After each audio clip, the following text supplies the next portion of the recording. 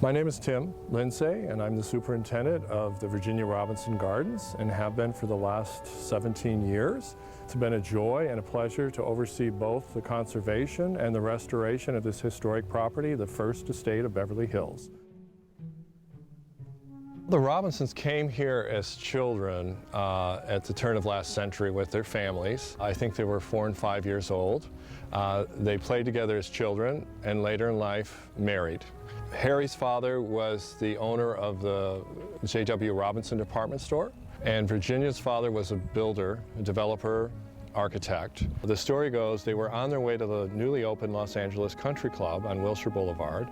They literally got lost, and getting lost, they ended up on top of this knoll. We're about 450 feet above sea level, with tremendous views to both the Pacific Ocean and Catalina Island, as well as San Gabriel Mountains, the San Bernardino Mountains, and on a very exceptionally clear day, all the way to Palm Springs. So that's 1911 and predates the city of Beverly Hills by 3 years. There wasn't a single tree on the property when they purchased this property. It was barren, had been grazed by first cattle, secondly sheep. And so anything that was left was either turned over, and they planted a winter crop that would grow during a rainy season on the flats. We have a photograph, a view from the front porch in 1911, and as far as you can see, looking south east, it's all barley fields, and there's not a single structure in the picture. This is the main entrance to the house. And this is where you can get a good feel for the style of the architecture, which is the Beaux-Arts style. Has the double Tuscan columns and the parapet at the top with the urns. Those are all characteristic, architectural elements.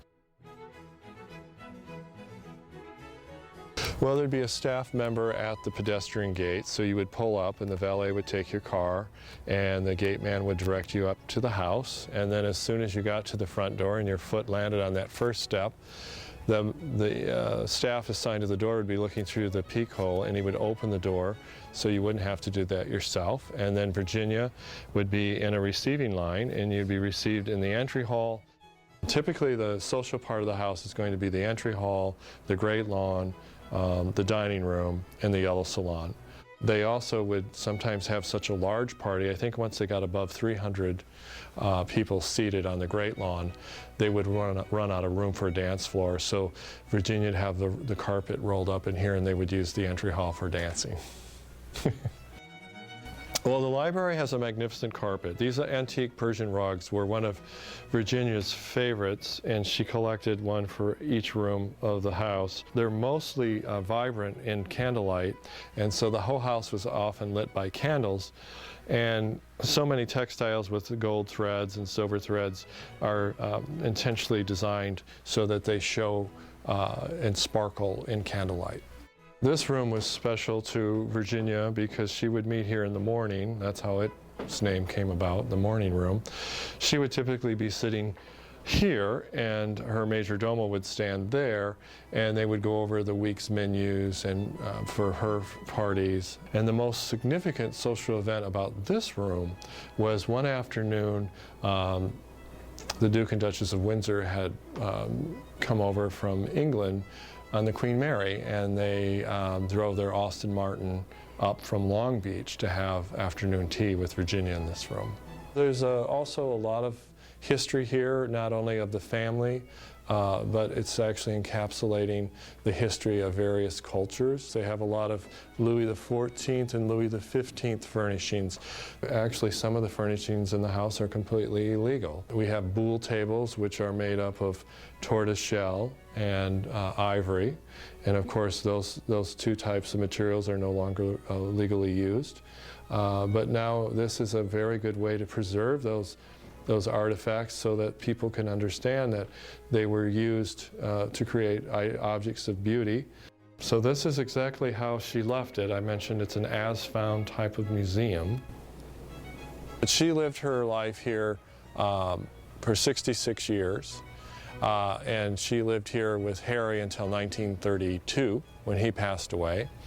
And then she carried on after that and lived very much in the same style as before. Typically there was a Wednesday night sit-down black tie dinner. Saturdays was started with tennis and then swimming in the pool, and then having an afternoon barbecue. And Sunday nights was a black tie affair. The staff was trained in the same protocol as the staff of the White House. So after 6 p.m., the male staff changed uniform and had long tails and wore black ties. She's a very gracious hostess, and they had terrific meals, and I think she would have been easily nominated, hands down, the queen of parties and organizing very lovely parties. She was actually known as the First Lady of Beverly Hills, and there was sort of this ongoing thing between her and Mary Pickford, because Mary Pickford also moved here very early on, and commonly when she was here for dinner at some course during the evening, probably sitting at the dinner table because they would sit at opposite ends of the table, she would say something, "My dear friend Mary, the First Lady of Beverly Hills, has something she'd like to say," and then Mary would rhetorically say, "No, it's Virginia who's the First Lady of Beverly Hills." So that was just an ongoing saga through the years. Well, she was planning her 100th birthday party when she passed away. She actually passed away 2 months short of reaching the 100-year mark. People always asked her the question, how is it that everybody that comes here has such a wonderful time? And she said, that's because I do. And she said, if the hostess has a wonderful time, the guest will too. Here we're looking at the pool pavilion, which was built in 1925 when Harry was president of the Robinson department store. This is an Italian revival building. It's modeled after an actual villa in Straw, Italy, where they had sent an architect to study this building that's called Villa Pisani. They had been there and they really liked it, so they wanted to recreate something sort of a facsimile of what's existing over there in Straw, Italy. These are Palladian doors, which are incredible to look at, but also mechanically when you open them there's actually 3 different positions. So here's an example of living in a Mediterranean climate like that in Italy, where this is from, where you can have the indoor and outdoor environment seamless. And oftentimes it was set up like a living room with 2 sofas, chairs, and there's a beautiful fireplace in the middle here. The clock that we're looking at here is the oldest piece of furniture on the property. It was imported from Italy, and it actually matches all the other Italian furniture that's located in the entry of the main house. And the reason there's the separation is Virginia felt because it was the oldest of the ensemble of furniture, it deserved to be in the most prominent building, which is the pool pavilion. The house is actually, it's 6,000 square feet, which is not a large house, certainly by today's standards, but they appreciated the outdoors the most, and they lived outdoors, and that's why all these terraces are furnished and you can sit, and they'd oftentimes play bridge outside. They loved plants, and when they traveled, typically they'd bring with them a plantsman. His name was Mr. Rhodes, and this gentleman had the job of sourcing rare and unusual plants when they traveled the world and then having those shipped back here so they could grow them and experiment on their estate. The biggest compliment we ever get is when people visit the gardens and say to us, it feels like the Robinsons could come home at any time. People come here and they'll look at the great lawn and they'll say, well, how do you get a lawn to look like this? And we'll say, well, you have to wait about 100 years. because a lot of things just take time. And when you're talking about gardening, gardening has, you know, 3 dimensions like most objects, but the 4th dimension in gardens is time. This is the oldest tree on the property. That's a blue gum eucalyptus. It's the granddaddy of 100 blue gum eucalyptus that were planted on the property, and the reason we know that is we have a receipt for the purchase of 100 blue gum eucalyptus in 1911 for $1 a piece, because they had no trees on the property and they needed a windbreak, they needed shade, and they needed something to give the property a little more definition. So they planted 100 of those, and this is the last one, last existing one. The others have been slowly edited out or have fallen over because the garden now that was planted after they were planted has matured.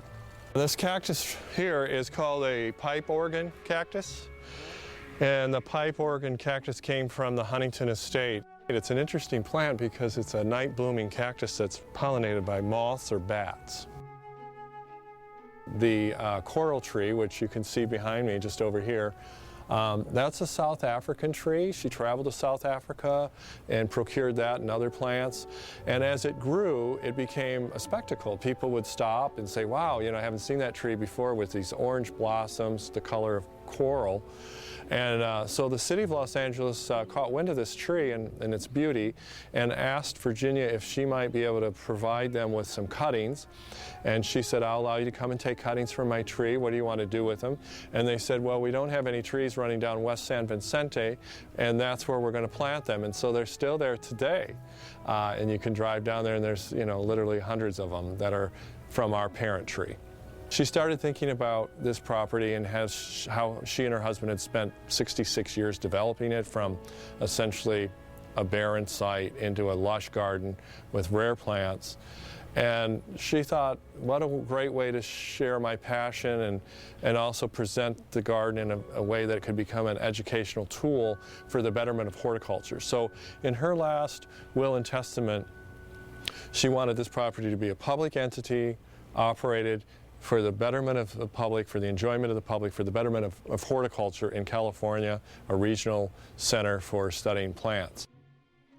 We have 3rd grade school classes come through the gardens in addition to adult tours, and we focus on this tree and talk about the tropical forest. These roots do 2 things for a tree that is existing in a tropical forest. They allow the canopy to get to the light, to get thrusted up above the other competing vegetation, and secondarily, they're adding support for this canopy. These big, tall, 60-foot trees are called king palms. So the seeds that you see up there, the red balls, are actually falling to the ground and then germinating and coming up as seedlings, which then grow into trees. This is the only place in North America where they reproduce naturally without the seeds being collected and put in a greenhouse in a controlled environment. There's 150 species of birds that have been documented on the property. It's a haven. She was very caring about animals. They had dogs and cats and a desert tortoise and owls and many, many songbirds that were in an aviary. So people that came here were, and that I've collected oral history from, were just enamored with sort of this exotic zoo that she had. So they had 3 different monkeys that lived on the property. Originally, the monkeys were allowed just to be free on the property and go where they pleased and knock on the windows in the morning to get the Robinsons out of bed. But she actually was one to be out in the garden. We have home movies of her doing some cutting in the palm forest here with gardening boots on. She was out in the garden twice a day after she turned 85 with her major domo, and then he would communicate all her directives to the gardening staff at 12. Reagans were here. In fact, after Ronald Reagan became president of the United States, he wrote a letter to the county and to the Friends saying that the relationship, the private-public relationship they shared between a governmental entity and a nonprofit was exemplary and should be carried out through the rest of the nation. You can book a tour here. It can be one person or 50 people. We can take up to 100 people a day. And when you arrive here, you get a docent-led tour with somebody that's very knowledgeable about the history of the property, the plants that you're looking at, the artifacts you're looking at in the house. So you leave here with a sensibility of what it was like to live in an early 20th century estate in Southern California.